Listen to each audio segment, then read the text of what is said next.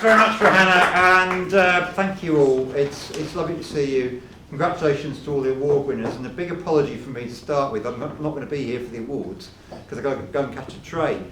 But look, what a fantastic organisation SME4Labour is.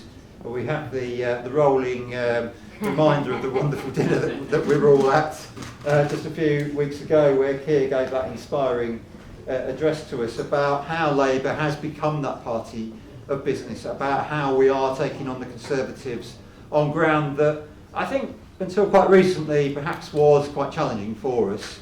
And what I find as a shadow business minister is just how many businesses now want to talk to the Labour Party and want to work with us on developing our plans for government. And at our conference in September in Liverpool, we set out our industrial strategy. Johnny Reynolds, my immediate boss, the Shadow Secretary of State, announced it on the Monday. And what I'm finding increasingly, and I'll say this to everybody in the room, please come and talk to me. Come and talk to me about what the detail that is needed in that industrial strategy, and help us get it right, so that when we're in government in 2 years' time, and notice I said when, not if, because we are that confident now, when we're in government, we're working with businesses who are already our partners, and it will be partnership that delivers for business in this country and that delivers the prosperity that our industrial strategy talks to. And let me just give you some brief examples, because what we're trying to do is turn this country back into a strong country where business wants to invest, and turn it around from the disaster that has befallen it after 12 years of low growth, low productivity and low investment. Business investment right now is the lowest it's ever been in this country on the Conservatives' watch. They crashed the economy, but it was a slow car crash for 12 years and a rapid final head-on collision when Liz Truss and Kwasi Kwarteng had the keys for 44 days. And we must never let anybody forget that's the reason why living standards are going to fall by 7% over the next 2 years. But we have to stand ready, everybody in this room, every business that we can engage with around the country has to stand ready to rebuild, to make that call, but it is a Labour government that will deliver.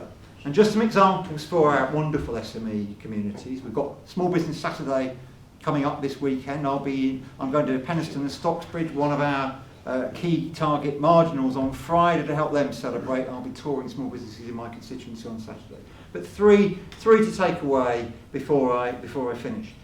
We will abolish business rates, which are the bane of the life of so many small businesses. Thank you. And replace it with a fairer system of taxation. All business wants is fair taxes, not this punitive system that denies the opportunity for investment that business rates are. We'll have a fair system of procurement. Now, what could I possibly refer to when I use the words Michelle and Mo together? £29 million that she is to the good because she profited during COVID because she was able to talk to Michael Gove directly. My constituents who didn't get any contracts, who were ideally placed, a company called Florence Roby, 50 years experience making uniforms, ideally placed to produce PPE. They didn't get a penny. They were turned down flat, and she got her £29 million in her pocket. And I've seen the pictures of her on a yacht as well, and I hope the book is thrown at her. We won't let that happen. We will use procurement to support small businesses directly when we're in government.